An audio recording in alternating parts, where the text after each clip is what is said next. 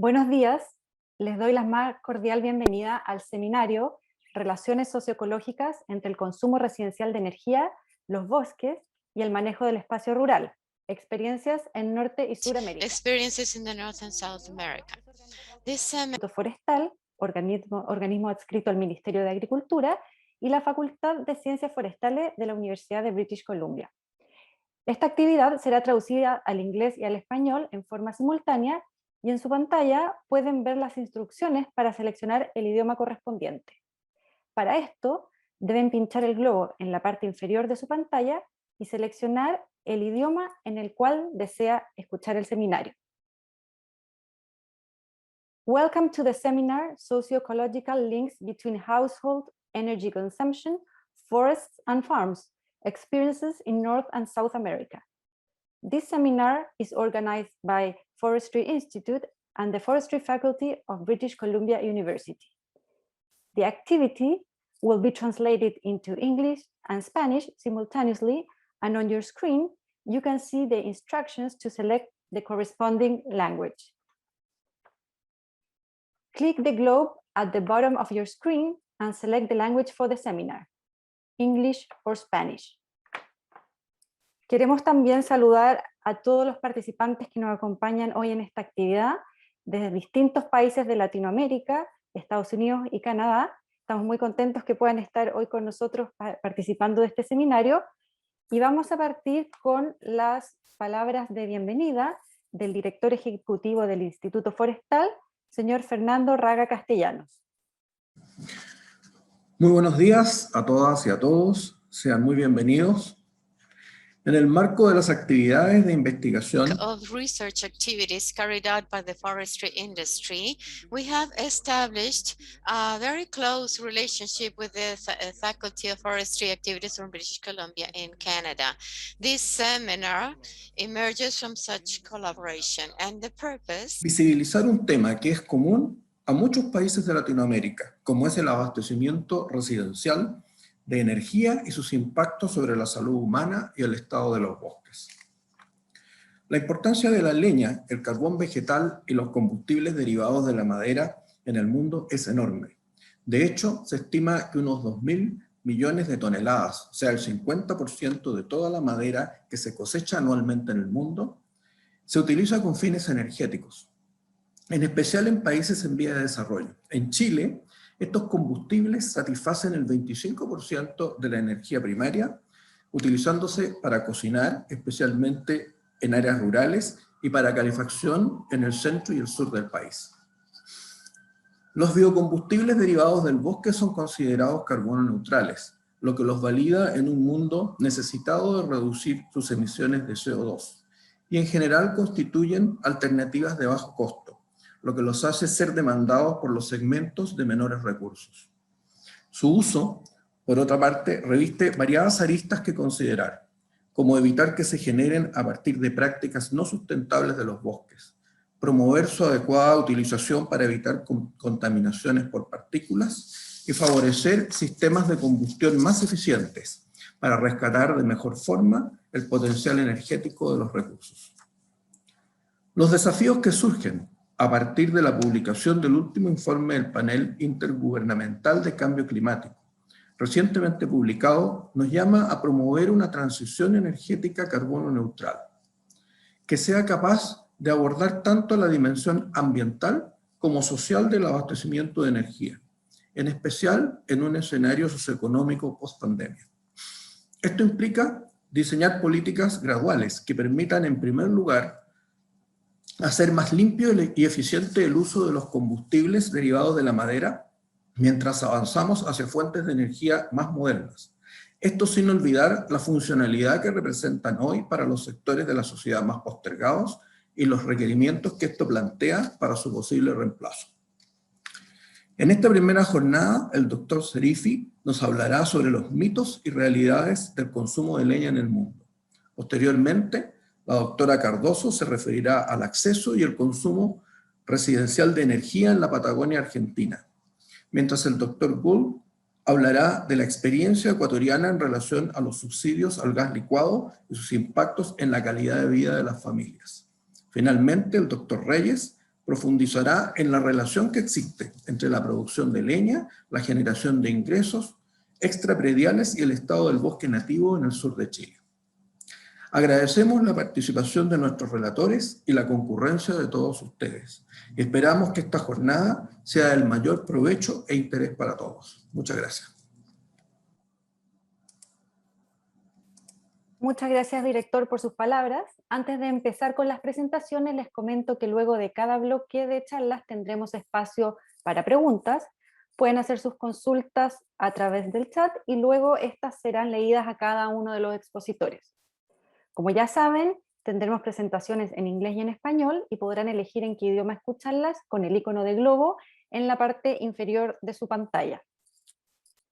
La primera presentación estará a cargo del Dr. Hisham Serifi, profesor asociado de la Facultad de Ciencias Forestales de la Universidad de British Columbia.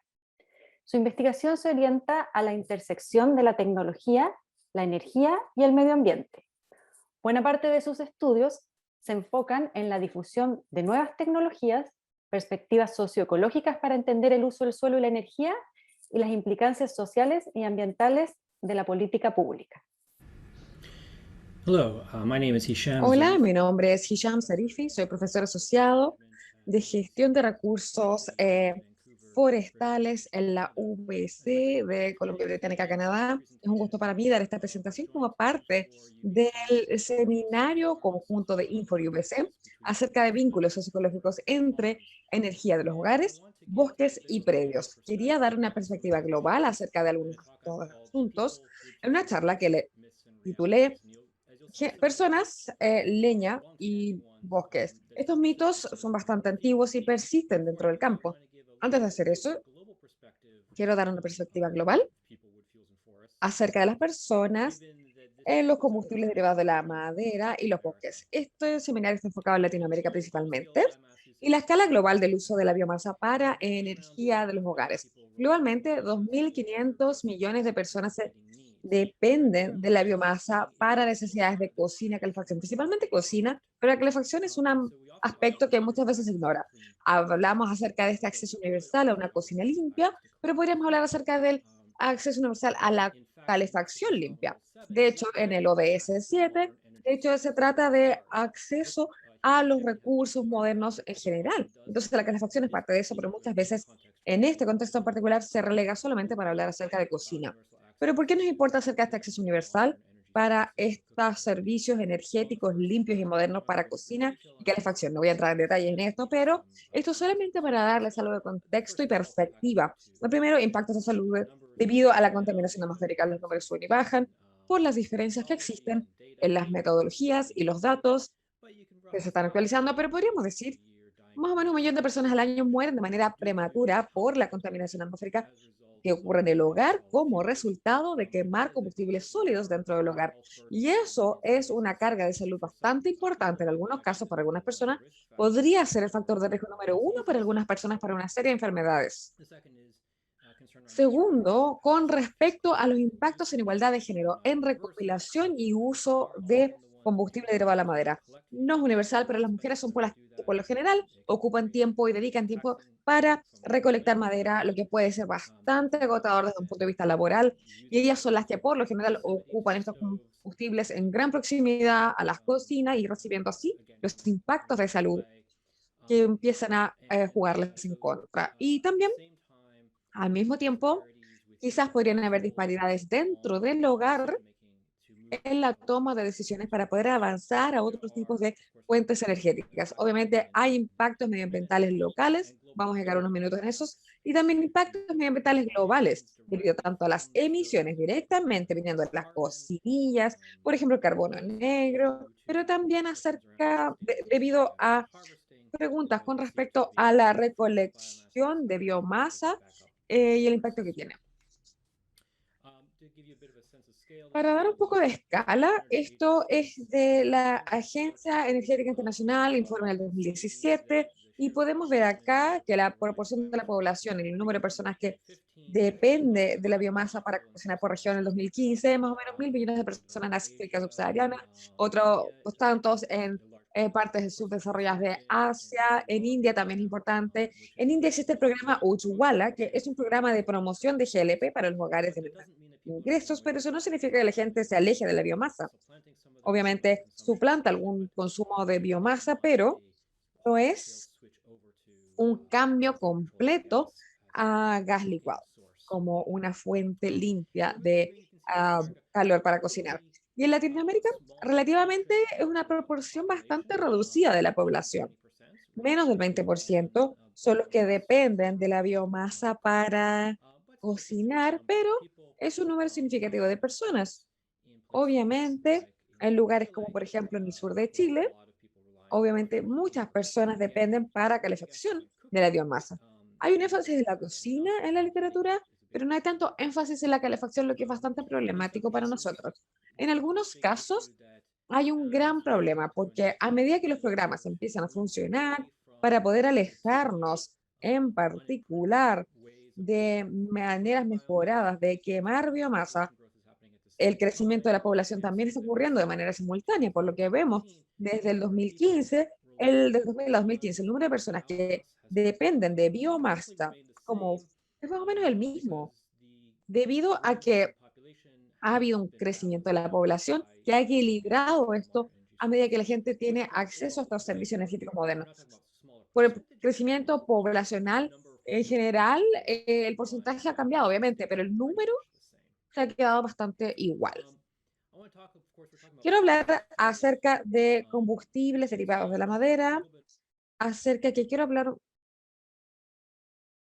move away from, in particular, unimproved ways of burning biomass. Si nos estamos alejando de Population growth is happening at the same time, and so está that we ocurriendo de la see misma in manera. 2015, the number of people relying on biomass has roughly El número remained de the personas same, que se ha confiado en la biomasa ha because sido más o the menos lo mismo, growth in porque population el crecimiento de la has been balanced población out by people ha getting balanceado services. Of course, because of el overall acceso de population las growth, personas. we're not talking about smaller percentages of people, but the number of people, the sheer number of people relying on biomass has stayed El pretty número de much. personas que se disculpen, se I want escucha to un talk, poco of course, we're cortado talking el about audio. fossil fuels. And Vamos a so I want hablar to talk a acerca little de bit about combustible derivado de wood la madera, extraction. vamos This a is hablar from acerca de la the extracción Food and de Agriculture madera Organization 2020 report en este on informe global de trends in la wood FAO removal. del 2020 acerca So de I'm going to remoción de point out that madera. this line here Así que quiero is decir que the esta línea wood roja de fuels. acá And it is roughly, es as you can see combustible here, derivado de the la larger madera. total amount of wood removals. La línea es la Down here cantidad we have total industrial de roundwood remoción de madera. coniferous La and línea industrial del medio es la remoción non-coniferous. And you industrial. can see that wood fuels are about 50% of Estos the combustibles total derivados de wood. madera son más o menos So a 50% de la remoción portion total. of the wood Entonces, coming una out of porción forests is for significativa que wood sale de los bosques es now, para this este is tipo de both combustible derivado de la selfishly madera. concerning, but also underappreciated oftentimes as the main emphasis Muchas on often a lot veces of forestry type programs does remain hay around muchos industrial. programas que están en esto.